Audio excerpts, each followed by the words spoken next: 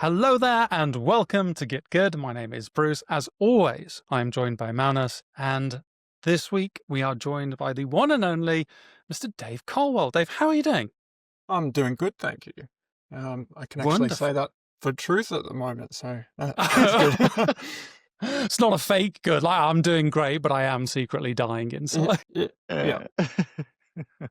Right. Well, I mean, as is tradition, if you do not know Dave, what are you doing in the miniature hobby? You should get yourself learned in his many achievements and things that he's involved with. You can find his work in two easy places. You can go to instagram.com/Dave Colwell 725. Always get the number. And also, as Magnus and I both just recently found out, he's on ArtStation at the same artstation.com/Dave Colwell 725. So just treat yourself. Just take a bit of time and make sure you look at that work. If we discuss particular pieces, I will try and put the links in the description. I know people have asked many times, please just show the pictures when you're talking about it. It is a little tricky from an editing perspective, and we have a lot of audio listeners. That's why we don't do it, but I shall put the links in. Please stop shouting at me. It makes me very sad. Right. With that out of the way, Magnus, why don't you kick us off as we pick Dave's brain? As Dave has kindly pointed out, it's evening for him. The light is dimming, and he'll just gradually get more dark as this conversation progresses, which would be wonderful to see. Yeah, so an hour later he'll be completely dark, and we'll have to call it. I can start it out. So we don't really want to ask the normal question of, oh, so how did you get into the hobby and blah blah blah, because it doesn't really make any sense in terms of the format that we do. But I still have kind of like a question that is somewhat adjacent, because I think your Instagram is one of the ones that I enjoy deep diving the most, and I have done it many times by now. So Of that. yeah, yeah, just scrolling back further and further and further and seeing where everything kind of, originated. And um to me, there is like a real, like a strong forward progression, almost from piece to piece to piece. Not, maybe not fully, but almost. Like it's actually quite linear, which is um to me a rare thing. Like most people have like ups and downs and doing a lot of the same stuff, then maybe branching out, maybe bouncing a bit back, so on and so forth. But it seems like your progression, at least the last like 5 years or whatever, has been like quite linear. Want to So talk a bit about it? sure. I think like anyone, especially from my own perspective, I do have ups and downs. But part of my whole philosophy is that I'm sort of always pushing to learn something new. And so even from model to model, you might see repetition of similar colors on a totally different theme or different idea. And so I'll try something out, some colors or a style or a group or something, some sort of atmosphere. And then a couple of models later, I'll use the same tones on a totally different scene. First one will be practicing those colors to get used to it, and then I'll use it on a more important scene from my perspective, and go harder with it. So I sort of have tried to sort of plan and stagger out the way that I do things, in that, I'll have that practice piece that's something easier, but also pushing something new into that practice piece, and get used to the colors and the paints that I'm going to use for that one, and then I'll push it further in something that's not a practice piece. And so because that practice piece is something new, it appears as though I'm growing, and I am growing because I'm learning something new on that.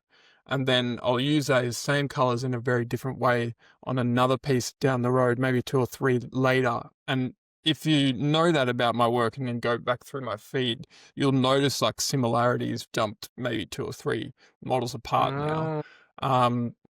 And yeah, certain things that I've learning from each thing, and that's just my whole philosophy. I'm always trying to incorporate something new, something different in every new model, and I think that's where the linear improvement comes from, because from your perspective, because I'm constantly trying new things, and as you learn more things, you get better. And I'm quite proud of being able to say that as well, though, because it's hard. It's hard work to do that all the time and constantly keep branching, and you can get comfortable sometimes and start thinking to yourself, well, I'm going too easy. I need to make it harder for myself again and stuff like that. So, yeah. It's so interesting, obviously, like now that you've said it, it's really easy to see, but I hadn't noticed before. Yeah. Like there is a phase on your Instagram where you're in like basically purples and violets. Yeah. And it's like, oh, this is now making a lot more sense in that context, which is dark that's so colored fascinating. lights, like, you know, cold and warm mixture. And then lately I've been doing the whole rainbow and everything phase, and that's the phase I'm in at the moment. So do you already know? So because you say you will often have like a practice piece, and then at some point, maybe 2, 3 pieces later, it's kind of incorporated into something that is important to you. And I'm guessing in terms of competition, Yeah, probably, competition, or for a box art model. The one that or comes to mind specifically for me is, and I don't even know which order I did these in, but I think it was this way. It was the Death Guard Space Marine that I did as a Primaris set, and then the Innu Kingdoms box art that I did for the white girl with the skull in the box. Can't remember her name. I'm pretty sure that one came after it, but either those two were connected, and they both use the same set of colors and paint tones, although gold's in one and green's in the other, but the main sort of creamy tones, that's the one that comes to mind for me right away. So it's not always competition, but there is definitely competition pieces involved in there. Yeah. So do you already kind of know, like when you have a practice piece, do you already kind of know I'm practicing this because I want to use this on this specific thing, or is it just to kind of put it in the toolbox and then you pull it out when you want to or need it? Yeah, so sometimes, but most of the time it's more like I just have it there, and then because I've done that recently, I'll be thinking of what's an idea for this new one, and I'll think, oh, those colors are really different and interesting. I could use those. So, for example, the wizard that I did recently, Sebastian Archer's wizard, that yellow one, that bright yellow. I'm going to be painting a Skaven. I don't know if I shared the whips with you for that one. I've painted the base, but I'm going to do the Skaven in all bright yellow tones with that. And so that's the link with that magician. And so the magician yellow one, I'm not so happy with how that turned out. It's been growing on me over time, but I don't think it's one of my better pieces over the recent years, and I want to try it again and see if I can do it better, because like that kind of yellow is too much yellow on that big model, and I want to see if I can make it look better on something smaller. So that's kind of the link there. So because I've done it on a bust, now the next time I'll use it, I'll try it on a small single figure and see if it works out, and if it does, it does. If it doesn't, it doesn't. But always trying something new. What? I'm trying to think of how to frame this question. So within the community, we've often kind of talked about essentially like the painters that sit on our Mount Rushmore. And who are the 4 painters that sit within, that we put in stone, and like these are the people that I look up to. And your name appears a good amount in that. And I think there's probably a question for those that we, as a plurality view, at the top of the hobby. What is it that motivates you at this point? Because I think for some people it's like, well, they just sit down and paint, and that's all they do, and they don't have to worry about X, Y, and Z or proving themselves, which is like a weird thing that I think we sometimes think of. But listening to you there is very much like, I'm trying stuff, I'm improving, I'm learning. Is that purely the drive at this point, Dave? Yeah, that's been my drive all along. Like, I just love miniatures more than I can put into words. Like, it's I've gone through a lot of like hobbies and things throughout my life and never found something that I truly love. But then when I came to miniatures, I found that I truly love it. It really works for me, being able to sit down and relax and paint and just get lost in those hours of painting. Um, just that in particular, and then finding that I seem to be quite good at it. It suits my personality. I like to more often be alone than not, and so sitting down and just painting by myself while listening to an audiobook, it fits me well. And I, I like to kind of work hard when I enjoy doing something. I'm not afraid of like going to the gym and working hard or that sort of stuff, but I think that motivation is not a problem for me. It just comes from nowhere. I don't know where it comes from. I just love it so much that all I want to do is paint. Um, Even now, even still, there's so many things I think about that I want to do. And even if I was to paint as many hours as I can for the rest of my life, I don't think I'll get everything done that I want to do. And that's daunting, but also very, I don't know, amazing as well, because I can see myself doing this for the rest of my life. Can't see myself stopping unless I go blind or something. So, Yeah, We hope that almost, doesn't happen. almost like age a will get you relief. there eventually.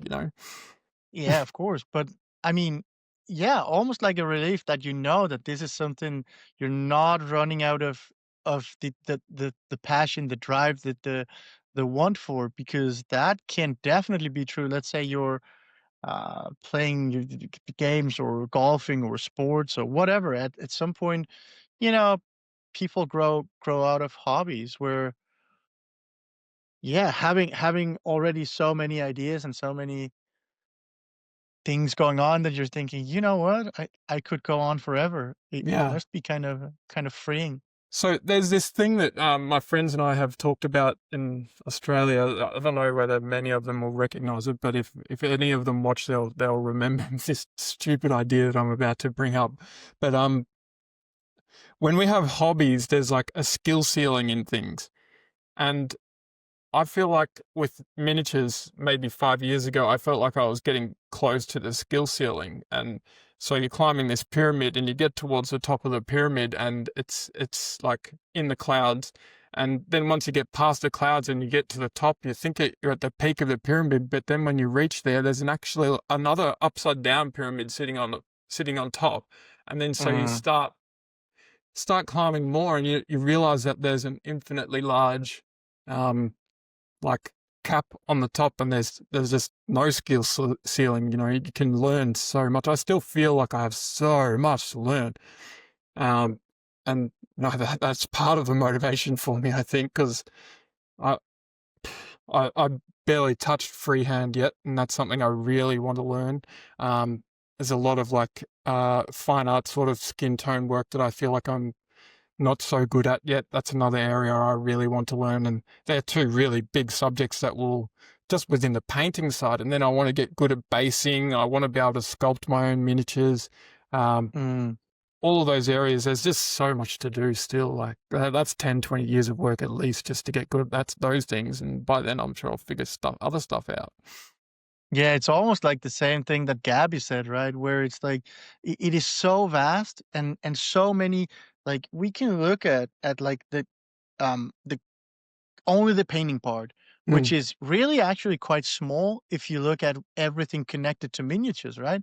So when you feel like, okay, I'm getting pretty good at this, there are almost like infinite ways to branch out if you wanted to, and then you can kind of combine everything on top of each other. So yeah, I would say that the sea is so vast and infinite that you would never run out in a lifetime, right? Yeah. It's Totally it's agree. very interesting, like in the context of community, I guess we see a lot of people saying, well, if I can just hit X, I'll be done. Like if I can just get that demon, if I can just get that golden X, And I think, yeah, it is quite a bit of a mind switch if you can say, look, there is more here than one person can learn in a lifetime.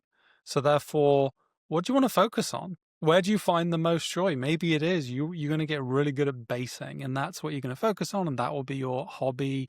And you'll still be good at other stuff, but that's what you're going to really devote time to learning. And I think, yeah, it is that case, really, isn't it? Of any one of these things, you could take a lifetime just to master, and there's a lot of different disciplines within the hobby. So it's good. I like that. Good chap. Keeping that in the back of my head. Always learning. What are there any other artists that you look to, Dave? The people that inspire you, the people that you think are pushing forward. I guess in your inverse pyramid metaphor, fellow climbers of the inverse pyramid. See, I never really like naming names in this because I'm going to leave someone out that I just don't think of in the moment. But Fair.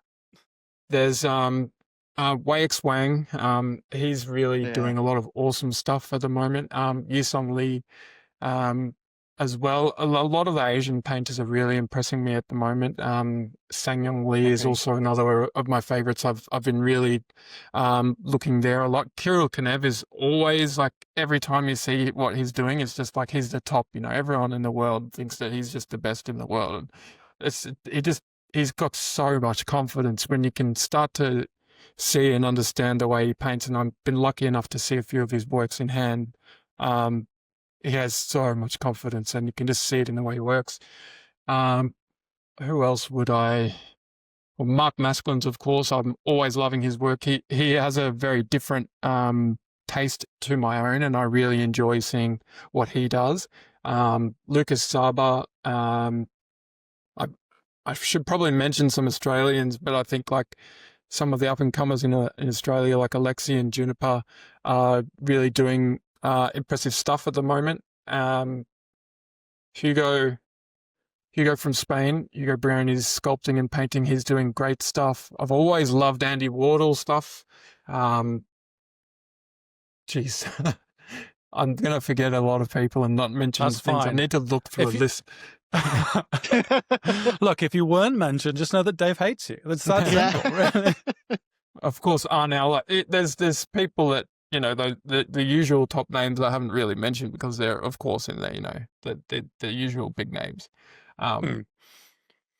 What I guess kind of switching gear then, because you mentioned obviously before about sending the Skaven piece through, and you were kind enough to send Mags and I some whips through to kind of get a sense of both stuff that you've been working on, stuff that you've shelved for a while. I guess within that context of you're trying things, you're painting stuff, how do you decide what gets shelved and when? And like, how many projects do you manage at a go? Like, I say this as a simpleton that can handle one thing at one time, and I know people that have 10 things on the go and they'll chop and change things. What's your approach, and how do you make those decisions within that?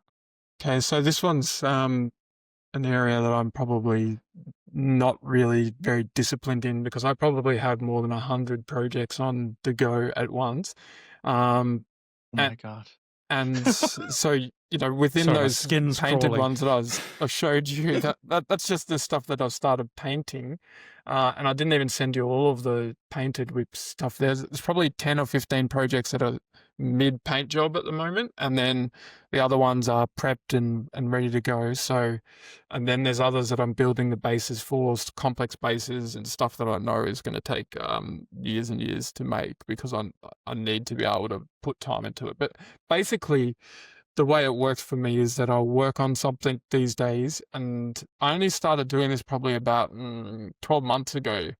I started painting something until I feel the project dragging at me a little bit. When it starts dragging and the paint is not coming as smoothly, I'll put it down, work on something else, and then come back to it when the time is appropriate to work on it. And since I've done that, I've had less output, so my productivity may seem to have slowed down, but it hasn't actually. I'm in that crossover period where I'm starting to paint lots of things all at once instead of paint. Like, I've been working on projects in the past all along. I've always had like lots of base builds and stuff going on all the time. Then recently I just started doing the painting as well. And so I'm in that crossover period where a bunch of stuff is half painted. And so eventually I'll catch up and the productivity will continue as normal. It's just that it's just changing to that painted thing. But, you know, sometimes you'll paint or build a base and you'll get to a point and think, oh, I don't know where this is going as well as I wanted to anymore. I've got enough out of it. Do I really want to continue putting in another 50, 100 hours to finish it off when I think it's not going to be that great? That's fine for practice or palette cleansers or less important pieces. But if something's meant to be for competition or a big model that you want to do your best on, maybe it's not for competition, but I just like making really cool things. If it's not going to end up being to my standard, it might go by the wayside and not come back until I feel like doing something like that again in the future. And my tastes change all the time. Like, I haven't done a Space Marine for a while because I overdid them a bit, but now I really want to do some Saturnine Space Marines, but don't have the time to fit them in at the moment. So who knows whether I'll still want to work on them when I can have the time. What percentage of models that you start would you say end up finished? So if we're talking about painting, 90%. If I start painting it, I think but that's only in that recent crossover period, but I still intend to finish all of those that I sent to you guys. We'll hold you to that, don't worry about it. But in the cabinets behind me there, there's a lot of models with bags over their heads. Can kind of see the shadows of them just here and here. There's very many there. They're prepped and ready to go. And I have them like that because sometimes, like, I'll just have an idea that just comes to me like a spark of lightning out of nowhere. And on that day, I'll just go, well, I feel like painting that, put something down, start painting the other thing because I had a really good idea and I want to do it. And sometimes the best ideas come out of that. So I don't know if you recall the Orc Kong that I did with the red moon in the background.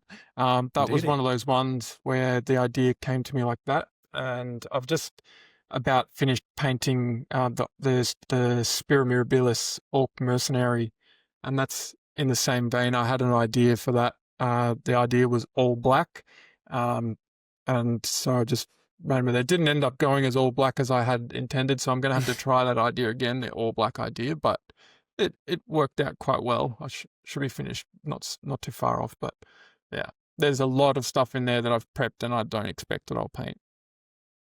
I think this is like super unique. Most people would not have, let's say, 15 pieces that they're painting on with then like a 90% hit rate in terms of finishing them. Like, a lot of people kind of move past their projects, right?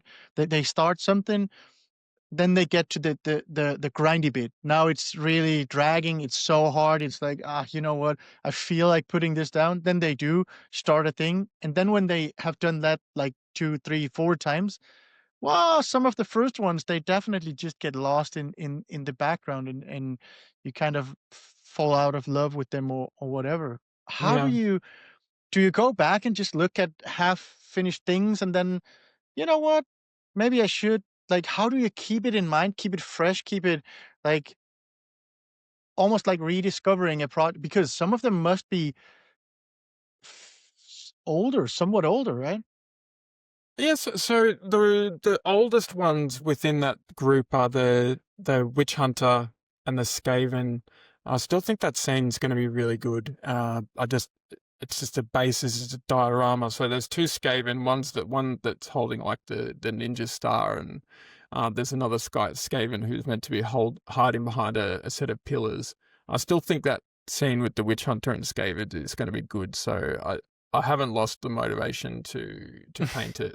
If I thought the project was going to end up being not good, I might let it go. But each of those ones that are partly painted, I think I usually don't get to the start of painting unless I'm pretty sure it's going to end up being good, because generally I feel like you can tell if something's going to be good before it's painted, because if it looks good when it's not painted, it's going to be better when it's painted.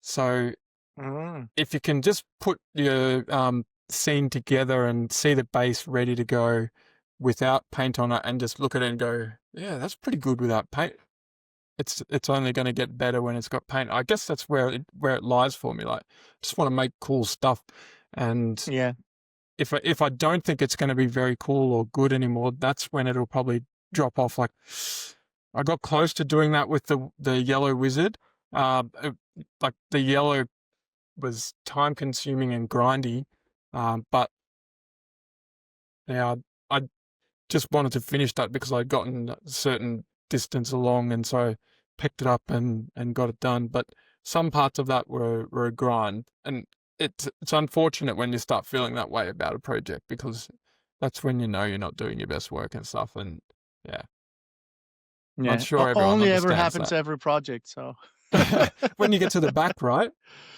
exactly. I want to ask. I want to ask actually before we move on, because I know it looks like Bruce wanted to ask. How much do you paint during a week?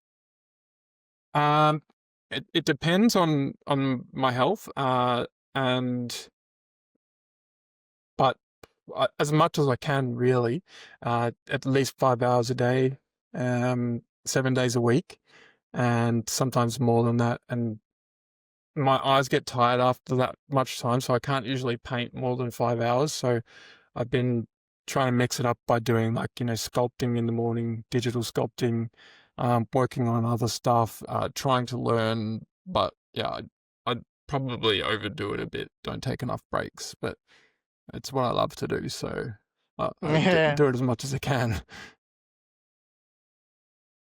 I guess I wanted to. It's funny, obviously, you mentioned, like, okay, you paint as much as your health allows. And going back in some of your other interviews and some of your other posts, I think I think far more than a lot of painters at the top tier, you'll be willing to speak about the personal life behind the art that's created, which I personally think is important. I know I've spoken a lot about, like, how I have to manage anxiety or chronic migraines in, like, a painting schedule, and how you have to factor things like that in. Is that, do you think that's something, like, we can do more at? Like, it's very strange to me that we see Instagram and we see Yeah. art and we know little behind it. Is there anything where you try and show a bit of yourself in your work, or is it just like, hey, no, this is me, I'd rather be an honest, genuine human, but here's also what I create? It strikes me, the idea of wanting to create something cool looking, in contrast to, hey, I'm managing or I'm working through this kind of shit in my other life. I mean, I haven't really been that private about how much my head affects me. And last year, I had probably one of the worst 12 months of my life. Our neighbor got a new dog, and it's a puppy, and it's the picture of its bark seems to be just a trigger for my head. And so I was getting 2 or 3 of them a week. Jeez. And it's a maniac. It just doesn't stop barking. So yeah, I've been seeing a migraine psychologist, a specialist who specializes in migraine triggers, and he's helped me a lot. So things have been improved since I started seeing him. And I mean, there's a whole lot of that, like, when you really start talking to people, I think you'll be surprised at the number of people that come to miniature painting because of some sort of mental health issue, and they've trying to find something to help them relax or get through depression or anxiety or chronic health. Like, it's actually incredible. Like, I can't speak for everyone, but in my experiences, I would say 80%, maybe more, of people who come to miniatures come because of some sort of illness. Like, depression and anxiety is very, very common, and I try to do as much as I can to help out with that. Like, I've donated quite a lot of miniatures to mental health support.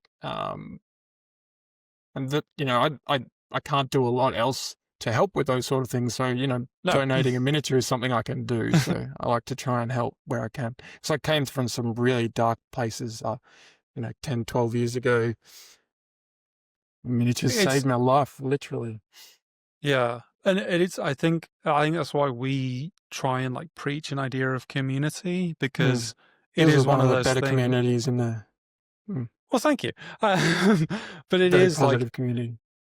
when we've had moments of, yeah, this week sucks, or I'm really struggling with X, Y, and Z, and being able to feel that you can say that and rely on the people around you to not go, well, let me fix it. Because sometimes you can't have that. Sometimes you don't need that. Sometimes it's more just, yeah, this sucks. I'm here with you. We'll be here to talk about it when you feel able to, or things like that. But I think it's really interesting, that point you made of how many people arrive at this hobby because of something in their past or something they've been struggling with, and there is probably something in the idea of, hey, this is a small thing, and I feel an element of control over it when I don't feel an element of control in other aspects of my life.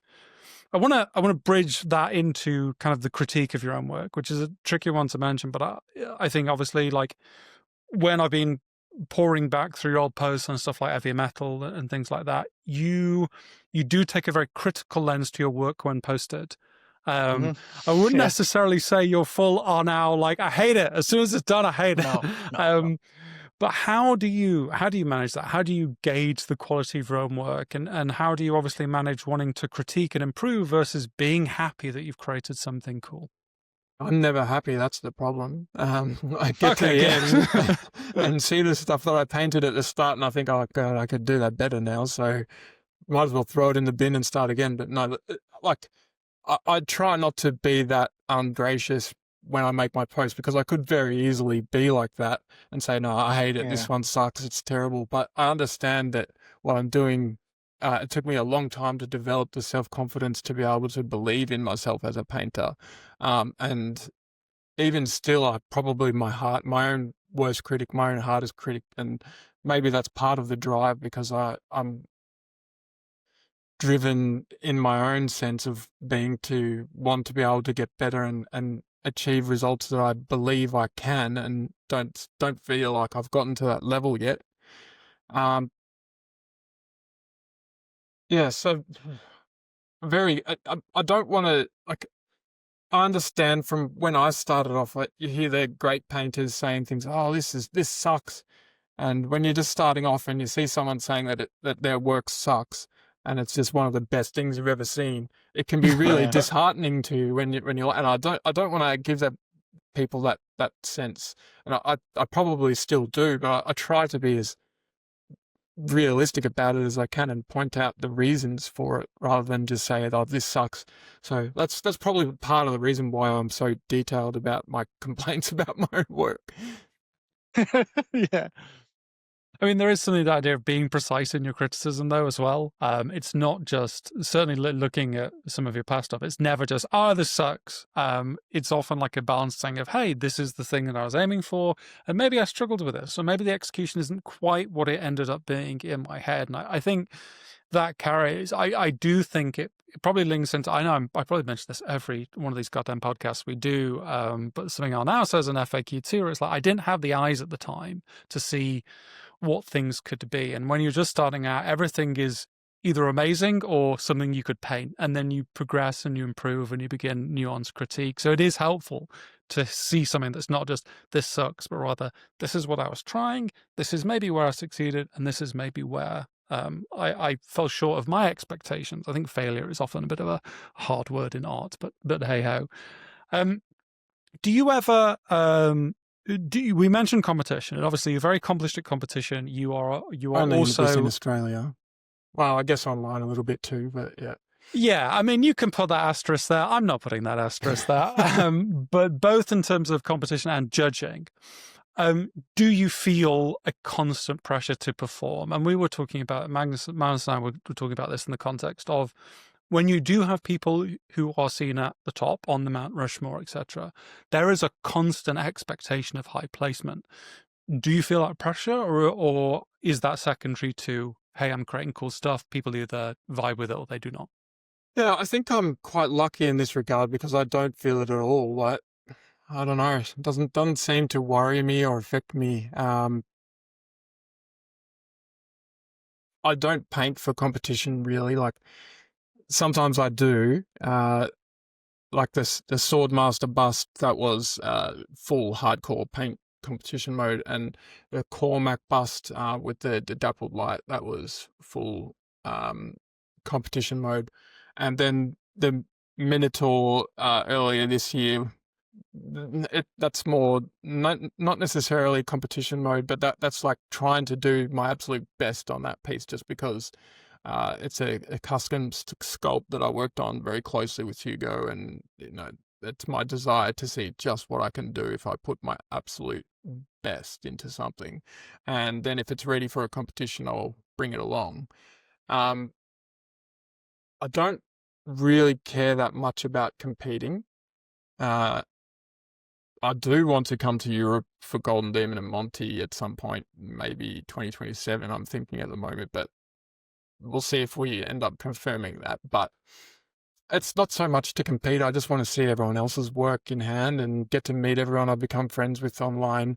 And I've never been to Europe, so I want to travel around and see everything. And just,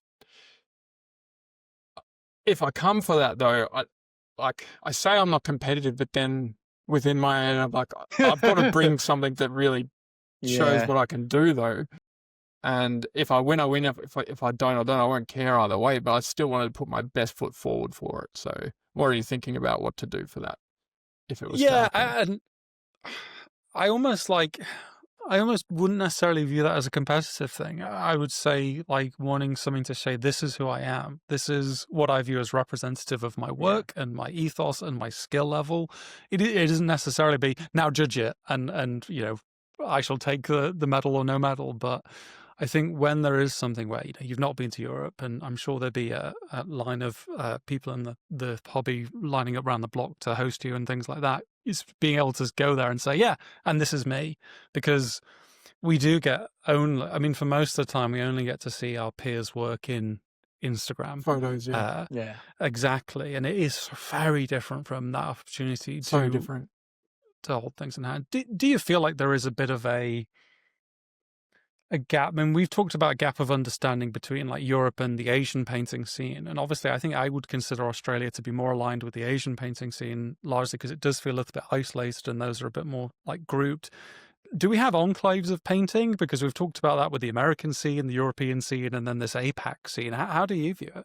Yeah, well, I can't say from what it looks like on the inside, but from the outside, I think us Aussies, we feel like there are, styles by country. Like there's Spanish painting, there's Polish painting, there's British painting, there's French painting, there's American painting. And of course you can never pigeonhole people into groups. We're all individuals. And so it's just that because within those smaller geographical locations, the people to learn from within those zones paint similarly because they learned from those people. I think I'm quite lucky because during my time I've had a chance to learn from people from all over. Like I've been to, I think, all of the international teachers who have come to Australia since I started. I've been to their classes, got a lot of luck to learn from people all around the world. So kind of, I feel like my style and the way I've learned to paint has become a bit of a mishmash of all around the world. And like, I never really felt like I understood my style, and it still kind of changes all of the time. But definitely the answer to your question is that I think that there are geographical groupings to the way the styles group, yeah.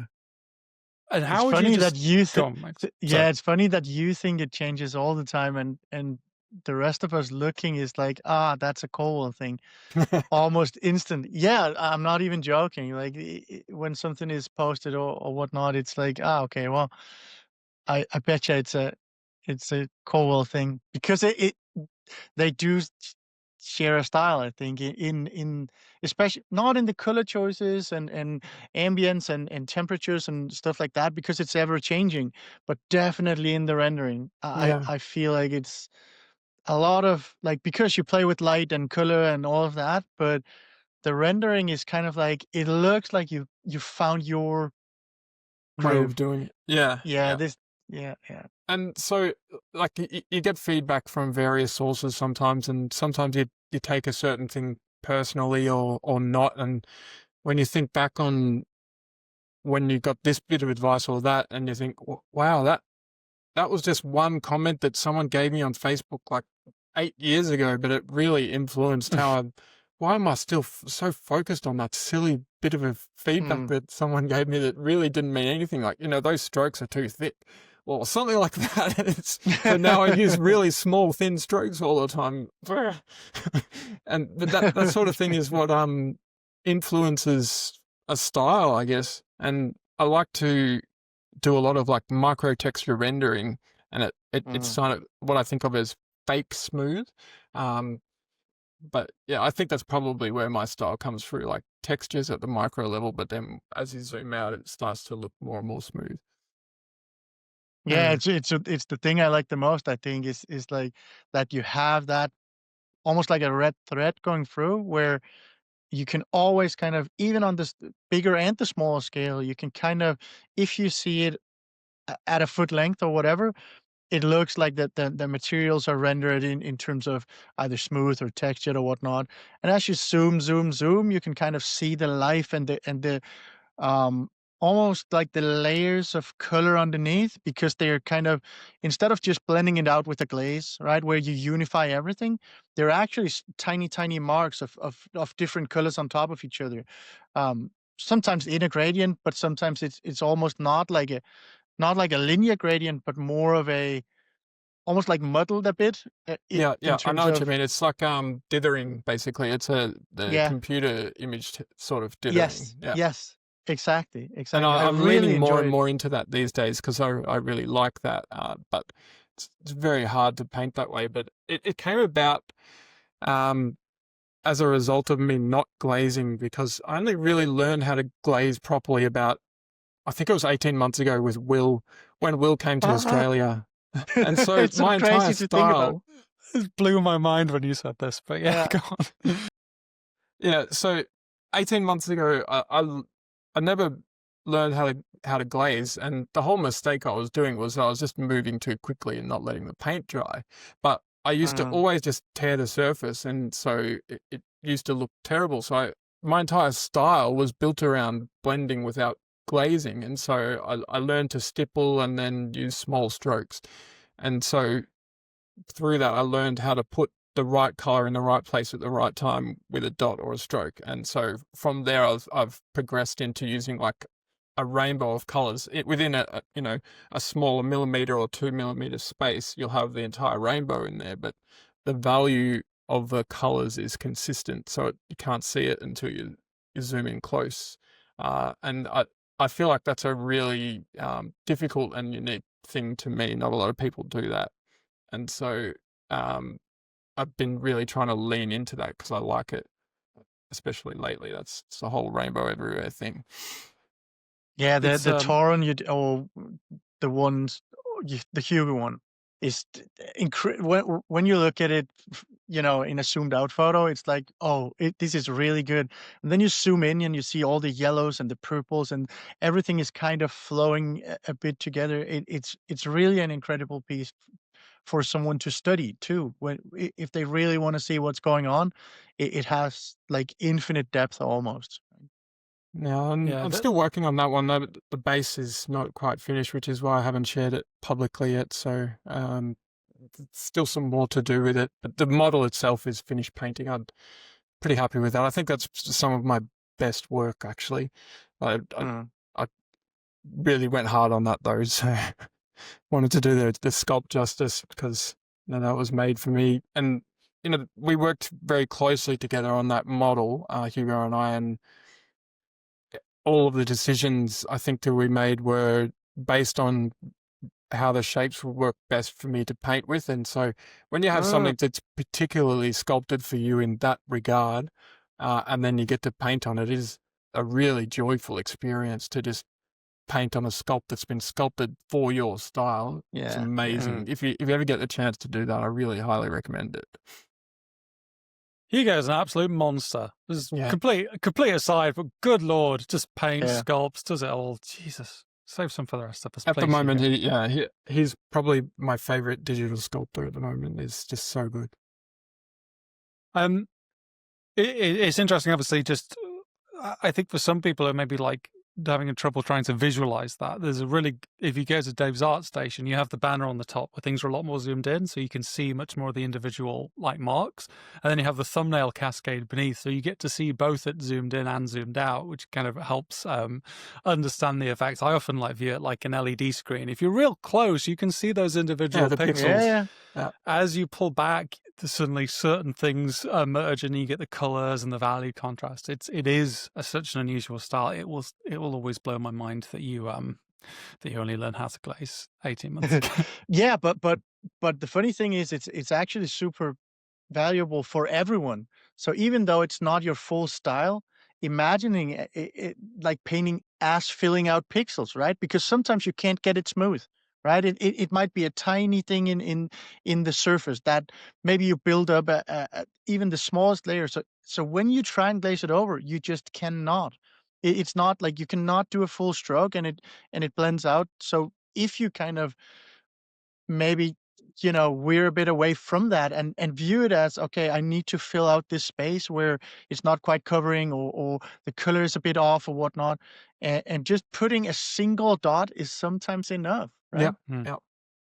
And Single considered brushstroke. if you're having trouble with learning how to get some like glaze or like smooth blends, I really highly recommend trying out stippling if you haven't tried it yet. This is for anybody who's viewing. Like stippling was a lifesaver for me to discover using that, because I was getting quite frustrated trying to get smooth blends because I like the look of it. I just couldn't do it with glazing, so I ended up figuring out my own Well, I way. can't either. So Now that I've learned it, though, it's very useful to have. yes. Yeah, if you could do it. Hey, I like stippling. Little small dots, little small marks. It's a lot of fun. Do you ever, I mean, I assume you do, because I assume all artists do, but when you run into those creative blocks, Dave, what are the strategies you use? Because obviously you mentioned before about like, okay, what gets benched versus what doesn't. I imagine sometimes you just run into, well, what the hell do I do next? How do you manage that? Or is that actually something not you don't run into because you plan things out so meticulously that it isn't so much of an issue? Yeah, so the time that I think I can probably speak about with these, so Cormac, the dappled light one that I was doing, I ran into a lot of issues with that. That was so hard. And so I've got the Procreate app on my iPad, and each day before I was painting that model as I was doing it, I was spending a couple of hours in the morning actually just trying out different shapes for the dappled light and painting it digitally, and then I'd take those references that I created digitally, because I was doing it with brush, and as I was going with the brush, it takes forever to do it with paint. Like, and if you get it wrong, and then you got to move it and change it, and especially when you've got to see how the fade off of the light and everything is going to work together, it was just taking forever. So I needed to find a way around that roadblock, which was coming from not knowing how to paint shadows over a light like that. So yeah, having that Procreate and digital tool to mock things up on more quickly was infinitely helpful in that regard. And so that was one of the earlier times that I used Procreate a lot. And then since then, if I run into something that I can't figure out, or if I find that I'm painting around in circles, I'll just put the model down, go and take a photo, put it into Procreate, and play around there, where I can move a lot faster and then try and find the solution to the problem. But when it comes to like creative blocks, like you said, I don't run into those. I don't run into those a lot. I've got too many ideas. I don't seem to have trouble coming up with ideas for things if I really try and think of. I have too many ideas of anything. Like I have to actively not think about new things when I'm in the middle of a big long project period like I am now. Otherwise, I'll just start new things, and I need to get some stuff finished for a while. So just not allowing for myself to come up with new ideas at the moment. So yeah, I'm lucky in that regard, I guess. Yeah, I like that. I just can't think of extra stuff while I'm in this project. Otherwise, I'll just be thinking about that and not the projects I'm working on. I wanna dip into feedback, if I may, because it is a hot topic in our community. I think it's a hot topic in the hobby writ large. Yes, I guess you are someone that I would presume has received a lot of feedback in your time and given a lot of feedback in your time. What thoughts do you have on it? Because I guess I'm always interested to hear other people's relationship to it, how they use it, like how they've managed it historically. Like, give me the Dave Colwell rundown on feedback 101. Yeah, okay. I was just talking with a friend about this earlier today, and so basically I had a lot of trouble, well, not a lot of trouble, but when you receive feedback when you're fairly early on, especially when you think you've done something good and it's maybe your best work, it's not the best in the world. Of course, you know that you're only as good as you are within. You can see usually about like where your work compares to other people. I think generally I feel like I'm good at judging where I'm compared to others. And when you get feedback, I've always been open to feedback. I want people to rip my stuff to shreds. But when you think you've done something really good and then someone comes along and tells you, or you get feedback saying, oh, this or that could be improved. And, I'm always asking for that feedback. I want people to give it. But then when you hear it, you're like, oh, that stings, but they're so right. Damn it. Okay, got to work harder, got to get better.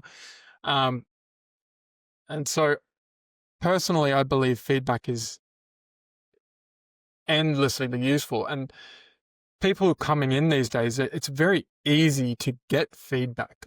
When I was starting out, which was about 10 years ago, it was much, much harder to get good feedback. So a lot of the time I was just getting feedback from myself and just a few other Aussie friends and just back and forth. I get quite a good feedback loop now with a few people that I really trust to give me good advice, and they're willing to, tell me what they think without worrying about my feelings. I have a pretty thick skin. I've built it up over the years of doing it now, but I know that, especially when you're still improving and in those early stages where every new piece that you do is most definitely the best thing you've ever done, and then you're hearing from people, oh, this or that's not good, or you could do this better, it can really make you feel like, oh, really down in the dumps in your guts, and you're just like, oh, I don't know if I want to keep doing it, if people are gonna be this harsh to me. But then over time you realize that those people are just trying to help you, and their guidance is actually so valuable. And if you really listen to what they say and not take it personally, you can find areas to improve. And if you can find people that you respect and who will give you feedback in a way that they understand you and you understand, and work back and forth, it can be really helpful to just, I think, get a feedback loop of maybe 4 or 5 people you really trust that you can share your work with every time. And I think feedback's really good, but you've got to be careful with it, especially when presenting it to people. Like, you should never just dive in and say, oh, that sucks, do this differently. No, you've made a big mistake there. You've got to feel out how that person is going to receive the feedback, what kind of feedback they want. I did a bad thing after MPO 2 years ago now, when I said on the stream, I'm open to giving feedback to anyone. So there was 1,000 entrants and for 2 months. that was foolish, Dave. Let's be honest. for 2 months, I was waking up with 5 to 20 new messages every day. Goodness me. But I love talking about miniatures, and while it was a lot of work, I admit, I actually enjoyed it. I got to meet and talk to a lot of people. It's going to be troublesome when I come to a European event, though, because I've probably spoken to most people in the community these days because of stuff like that. But it's also a very honourable privilege that people are willing to come to me for that kind of advice. And so, yeah. No, I felt like that was a good experience, but I won't do it again, though. Yeah. It is. I mean, it is. I think it says a lot, largely about your reputation in the community, that people would, number one, both be super willing to hear your thoughts on stuff, and there is kind of this thing of no one says a bad word about Dave, which is a cherished thing to hold on to. And although it probably took a significant part of your life, I have heard many personal stories of how much people got from just an ability for you to say, hey, this is what I was looking at, or things like that. Here's like what I was looking at a judging term and things like that. So whereas, I think it was crazy. It is something that I do think you should be immensely proud of, even if you never agree to just open doors, 3,000 people come ask me for feedback. Yeah, but there's something to keep in mind, though, that even though it was like 2 months of you talking to people like every day, that imagine how much you gave away. Like the the energy it took for you, but the energy received in the other end is probably like tenfold or 20-fold, right? Yeah, and So so there's that's why something it to be was said. worth it, because when I Yeah. say I love miniatures, I don't just love my own miniatures. I love seeing what Mm, other people do. I love yeah. seeing what other people do, and I'm all for like helping the community grow, because I just want to see cool miniatures and people doing really Yeah. awesome, cool stuff. So if I can help people to improve and feel like I've had a small impact on seeing people get better and get good results, it feels really like fulfilling to me when I've helped someone online and they go to Golden Demon and get a bronze or a silver or gold, and I've had even just a small impact on helping them get through a trouble bottleneck or whatever. That's been totally worthwhile. Hmm. I do want to go back on something you said during that feedback thing, which I do think is so important in the context of feedback, which is a relationship.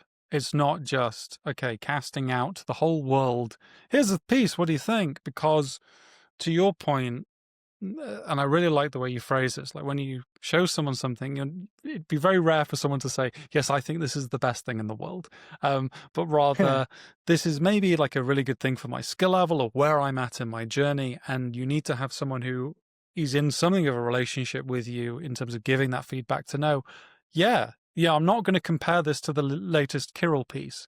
What I am going to do is understand where you are in your journey and try and tailor things to that. And it's always, it, it is sometimes such a terrible, or not terrible, but the tricky push and pull of wanting to give someone the best feedback possible and push them and get them out of that comfort zone at the same time as wanting to respect their feelings and ensure that feedback is not landing from 30 floors onto concrete, but rather some nice mattresses and a cushion and a pillow. So definitely that element of trust is so intrinsic in the feedback zone, I think.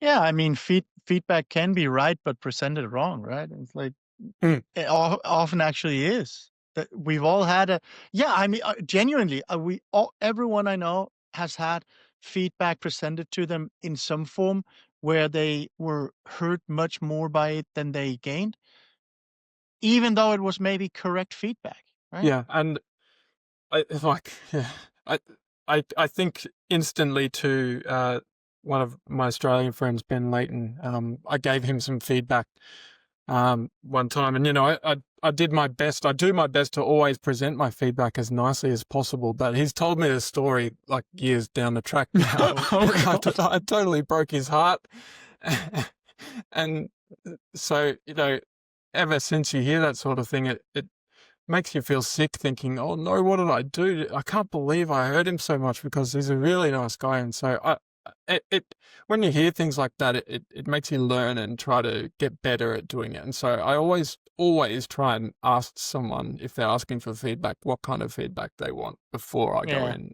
and dive in, because you need to get permission from the person asking for feedback to go a certain level of difficult. Like lately, I've been trying to give a bit of feedback on the feedback channel in the Get Good group. Yeah. I like giving Yeah. feedback like that, but I also realize that public feedback isn't always the best way to do it, because there's more things that I want to say, but I'm not going to do it in a public forum. So Yes. if someone wants feedback, I'm always open to giving it. But there I go again, doing it on a public.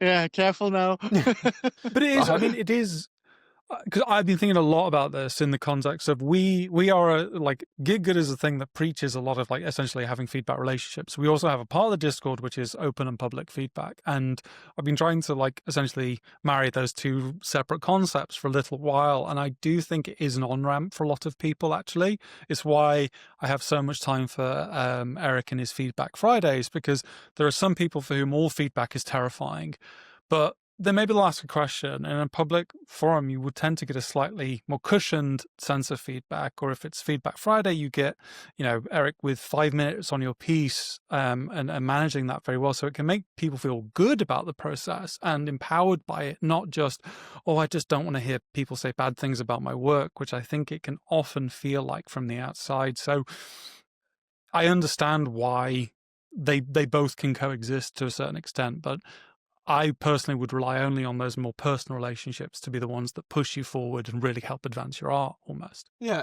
and something with regard to feedback as well, like it took me a long time to learn that you don't have to agree with the feedback that you're getting. So just Yeah. because someone says something about your model doesn't mean that's the right thing to do. Like you can totally No. disagree with what they're saying. Sometimes the feedback can help you clarify your own mind. And so someone will Yes. tell you that I think you should do this differently, but then within your own mind, you make up, no, I don't agree with that at all. I'm going to keep going in my way. And so, for their own taste and their own style, that's the right answer. But for your own style or your own taste, you make up your own mind. So it, it, it took me a long while to start to realize that, because especially when you're looking up at other painters and you really respect their opinion, it can be hard to solidify your own opinion when you think, wow, those guys, they've been doing this for so much longer than me. They know so much more. How could I possibly gainsay what they're saying? How could I disagree with that? But, Yeah. Sometimes you just got to, believe in yourself. And the more you believe in yourself and become confident with the brush, the better you'll become, because that confidence comes across in the end result. So it's part of the development. I think sometimes it's also like an informed choice where you did a thing, you painted something or whatnot, and then you get to talk about it because of the feedback. And now you're putting conscious thought into, do I like or do I not like the way that this thing that was highlighted looks, right? Which means that you're at least on an informed level, right? So it's I would say I probably 50%, something like that, of the feedback I get, I want to implement. But the other 50%, it's me looking at the thing and thinking, you know what, I actually do like the way that this looks, or uh, whatever it is. So I don't think, I do think it's valuable, even if you don't agree with it. Yeah, because getting the feedback can help you clarify your own thoughts. Exactly. So Yeah. even if you don't agree or disagree, but getting the feedback and making you think critically about that part is I think very helpful for people to learn how to take and understand. So yeah, feedback is super, super important, and I'm always willing. Because don't say I'm always willing to give people feedback. Don't, because then you get 1,000 more messages. Yeah, but it's kind of selfish as well, though, because when you give feedback to other people's work, you start to realize and figure out what you like for yourself, Yes. Yeah. and how to explain things and how to understand them.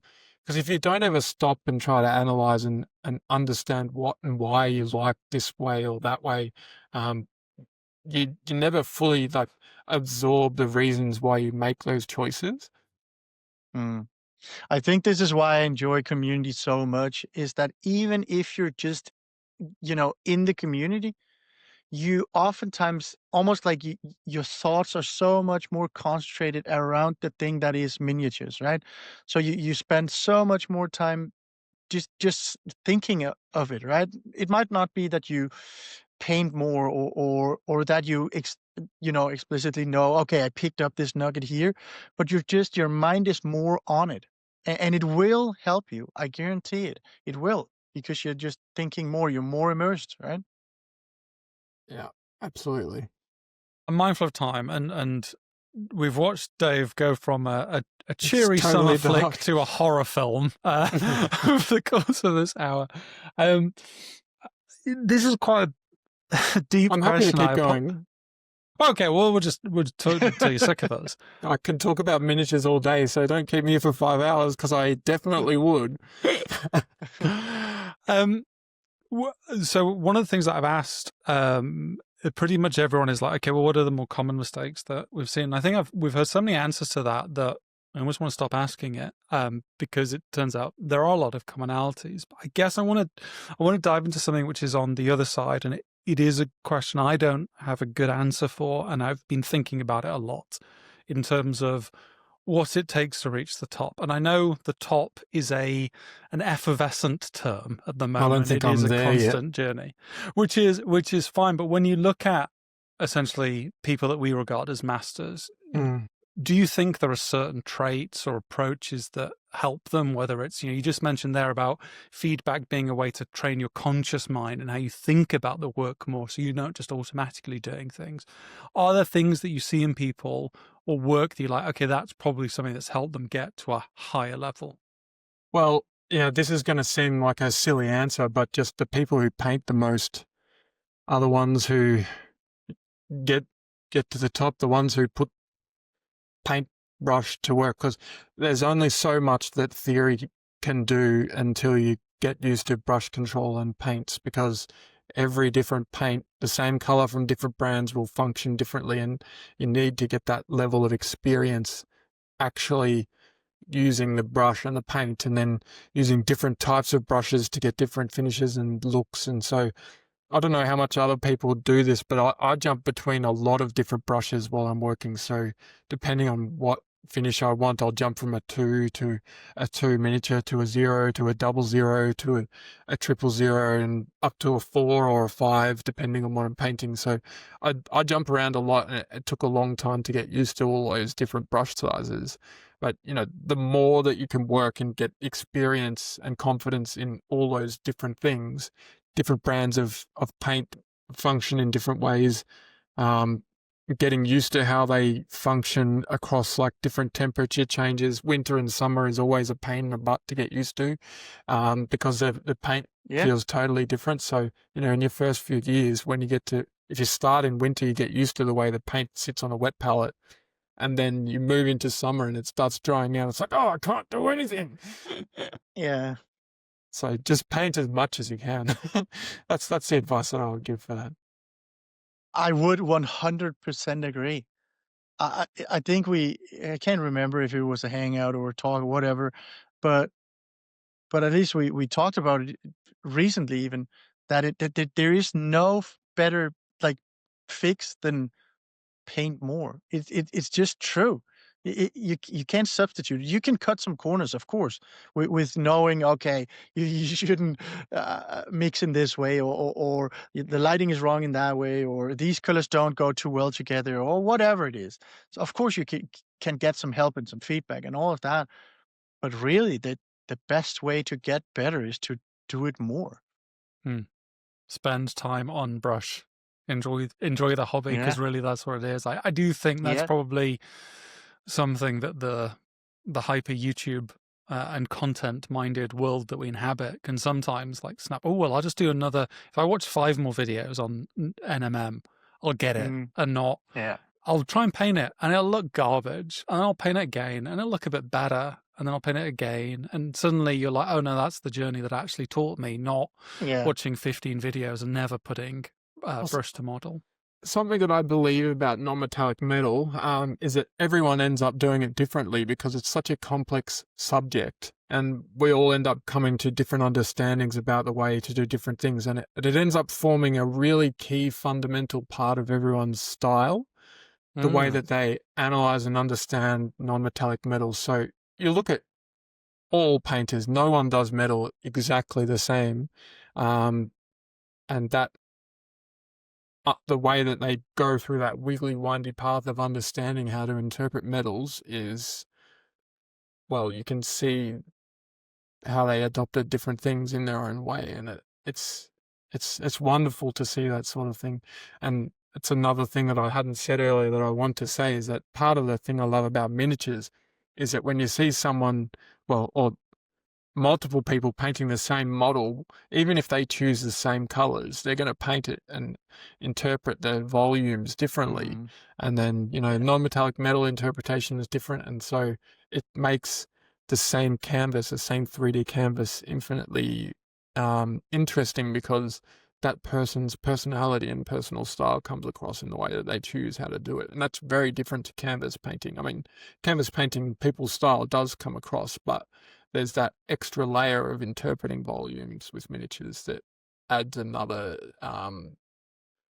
what's the word? Another definitive aspect of style. That's not the right word, but attribute. I mean, I think with anything, once you add layers of complexity, like our brains just at a certain point can't fundamentally understand it. Like light just the topic of light is infinitely complex, and at a certain Yeah. point, it's how your brain reduces that complexity into something that you can duplicate or create or shift. And I think there's probably a lot in there in terms of, how, like, NMM is a flashpoint for that. Therefore, your relationship to it will probably dictate a lot of your wider understanding of light and therefore painting, volumes, and all of those things. It's a really interesting point. Yeah, especially because you can't do realism, right? It's impossible. Even on bust scale, it's practically impossible. So you will have to simplify. But if you have all of the data and you need to simplify it, take 10 people and say, okay, simplify all this data. Well, it would look different, right? Yeah, they'll Which means, interpret it differently based on of their course, choices of for the course, angles and their because something is understanding. cut and something is like whatever they feel is the most important of, maybe it's the light, maybe it's the color, maybe more often than not, it's a combination, of course, but they are weighted differently from every person. Yeah. You've kind of alluded to this throughout the conversation, Dave, but I want to kind of condense a little bit into this question, which is like, when you look at your past work, are there any pieces that represent like a big shift in understanding, or like an epiphany, or this was the turning point which sent me in a different direction? Or is it actually, I mean, you've talked about this like linear progression, trying to pick up colors. Is it more of a steady, gradual, step-by-step thing for you? Yeah, so I think there's actually a few points where I can easily point to and say, okay, I had a big jump there, I had a big jump here, I had a big jump there. So after I did the class with Craft World in 2020, the model I did after that was Leza, the lady with the horn. She's got green skin. And then I did the troll, the Spira Mirabilis troll with the bunny. And I took what I learned from the Craft World classes, which is using just basically a high chroma saturated base tone to paint instead of just a black base coat or zenithal. And that really resounded with me, in using more color and understanding how to use like variety of color within things. Just that there was a point there, I think I really like jumped forward a lot within a very short period. And then, I've gone through improvement spurts and slowdowns, and I can feel where they are. I think the Chaos Dwarf that I did, the Hero Models conversion one, where there's a lot of gold and red, I think I got a spurt of improvement around that period of time as well. But the stuff that I was painting around that time that wasn't so good was also at that time. So I was kind of finding my footing in a few places with that. And then, after that, I went through a period of deliberately trying to go backwards to go forwards. And, I think it was like the Andorian troglodyte that I did, the Spira one, that's a backwards. And then the Ali model, the all whites that I did there, that was friends and I call that one a Horcrux, because it takes a piece of your soul. So those hard pieces, those Horcruxes, yeah. But then you can learn a lot by doing those deliberately overly difficult ones. But you've just got to accept that you might not be happy with the end result. And then the next jump for me was then the greatsword, the Katarine greatsword one that ended up with a chicken on it. The Alejandro Munoz custom sculpted for me. I absolutely loved that model, and finding that when you really love a model, it has a big impact on how much work you're willing to do and how hard you're willing to work, and the kind of result you can get when it's sort of formatted and made for you. That was the next jump for me, and that was the next step in my understanding of non-metallic metals, which has taken me down the path of that Swordmaster bust and using that sort of style. I've painted that again on the Orc Mercenary. I think I've achieved a kind of cool dusk lighting situation on that, but we'll just have to wait and see that for a couple of weeks. I'll show you guys after. God damn, I'm looking forward to seeing that. It's a more simplified version, like faking it rather than planning it out. So I think what I've learned by like fully playing it out on Katerin and the Swordmaster, I've now been able to figure out how to fake it. Like on the Bretonian piece that I just finished recently, that was completely faked metal in the same sort of vein. And that's the path that I'll be going down for a while now. And I think it kind of works. So see where that takes me. Glad that you bridged that to like the path I go down, because that's what I really wanted to ask in terms of the future. You've mentioned a few things there in terms of sculpting, basing. There are a billion areas that you want to explore. Do you have an idea of where that may be, or is it just a case of I'm going to see what resonates with me and then I'm going to push it for as long as I feel comfortable to? How much do you think about kind of where you do, not even the next piece, but the next 10 pieces, etc.? Yeah, I'm really planning things out a long way out into the future because the type of stuff I'm trying to do, I think I'm working on a few pieces that has stuff in it that people haven't seen before, using modern 3D printed technologies in interesting ways to make interesting effects. And there's a lot of risk involved. They might end up being total flops. Like I haven't ended up going back to that. I don't know if you guys remember that Eidolon of Mathlin, the wave one that I did the cast for, stuff like that. But I don't want to have to cast that. So if I can 3D print that wave or do stuff like that with 3D printing, then we'll see how that goes. And so the whole production timeline for that is really extended out because you have to print prototypes and get them and make sure the parts all fit and then print the final copy and make sure you're getting good quality. So that extends the production time by a lot. But as something that I think I'm focused on at the moment is 3D sculpting bases, but also incorporating hand sculpted parts because I don't think I'm ever going to be a great 3D sculptor at certain things like hair and fabrics, which require a lot more time investment. And I like painting more than I like sculpting. So I want to be able to sculpt, but only to a certain level. But I can hand sculpt hair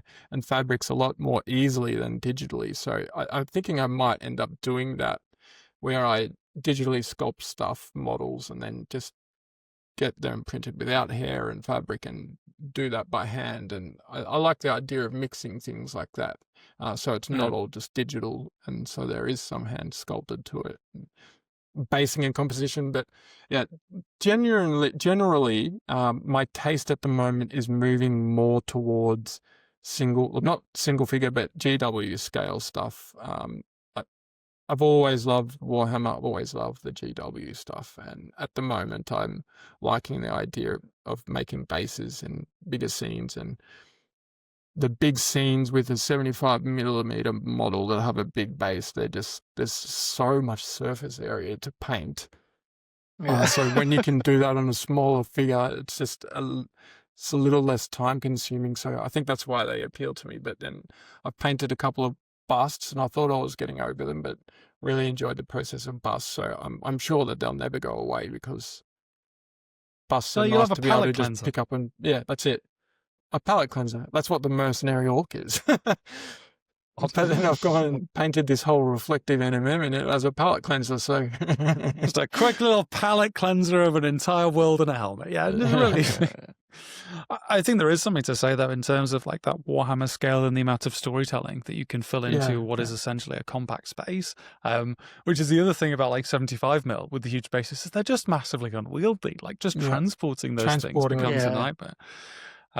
I do think in terms of the future, I like the mention of stuff like 3D printing because I know there are some traditional purists who are like, look, there's thousands of years of art history and we scratch the surface and we should be looking there and we can look there and we should, and that's very important. But we're also benefit from this hobby in the fact that the march of technology does affect us and can benefit. Like, look at what 5 years of 3D printing innovation has done and what it will do and how it will allow like little creators. I mean, goodness, even though it's simple, the fact that I can load up Blender, sculpt some stuff and print it in like a day is still magic to me. And should be largely like that. Seeing how technology will shape the hobby and may impact like future things, I think is a really interesting thing that will go down, like as a community and on an individual basis. Especially seeing things that are new and novel ideas, like the Slayer Sword winner with the vampire that had the mirrored, like in the water one. I really love that. Alex's piece, yeah. That love that kind of ideas, and thinking out of the box and using 3D printing for that sort of idea.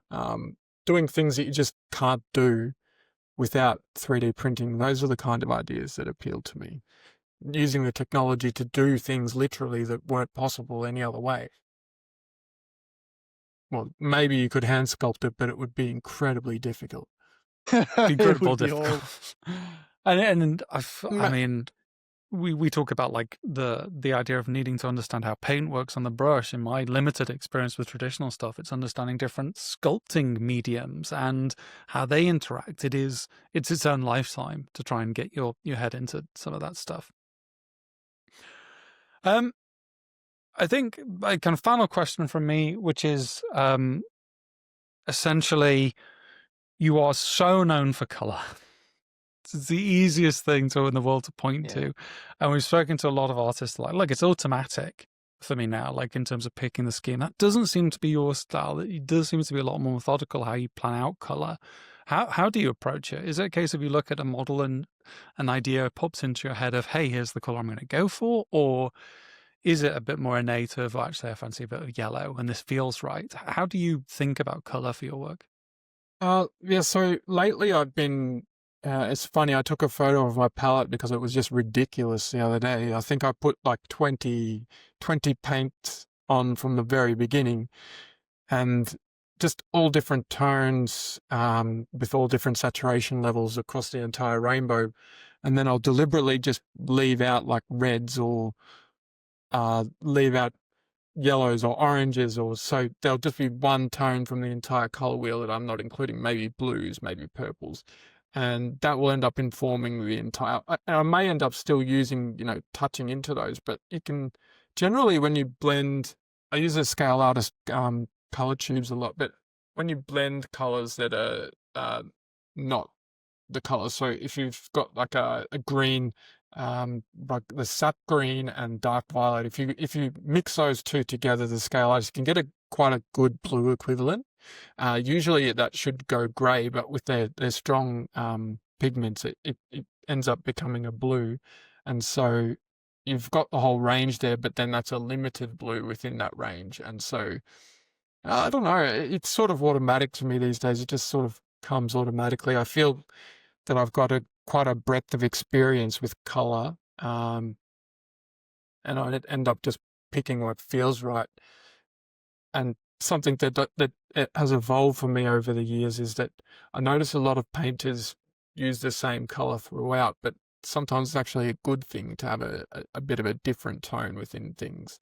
You don't have to paint the whole base coat in it, for example. And if something's going to be just one color, it can be more beneficial to use 3 base coat or 4 both base coat colors, depending on where it is on the model. So you like have some cold drop off, warm increasing depending on where it is. A temperature, I love using temperature in different ways. So it's sort of probably become a bit more automatic these days, and I think that comes from experience. More time on the brush. Yeah. Yeah. People, key takeaway, get your goddamn time in on the brush. I mean, you also had like years where you tested out different colors in different settings and different, like you could almost see the next project, next. It's like you doing, okay, I want to do purples, I want to do greens, I want to do blues, I want to do bright colors, I want to do dark colors, I want to do high saturation, low saturation, I want to do warm, cold.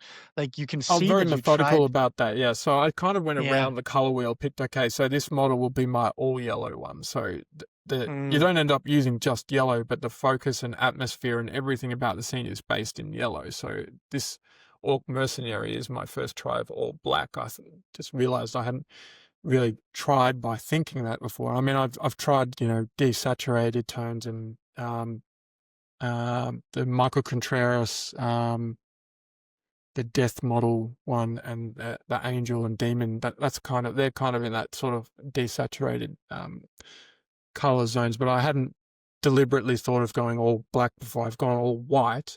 Don't know why I hadn't, but Yeah, I suppose I had sort of done it in the past, but not in recent times. So now I'm sort of revisiting things. But I like the idea of just choosing a single color to be the inspiration, and then so you use that as the inspiration for everything. So if you pick red, then the narrative becomes about what do red give you for narrative. So angry tones and blood and battle and demons and you know, or if you're choosing blues, then you go for a more somber, sad scene or something, you know, less loud. And so you can use that to inform not just color choice, but narrative choice, bass and composition, emotional choices, etc. So, yeah,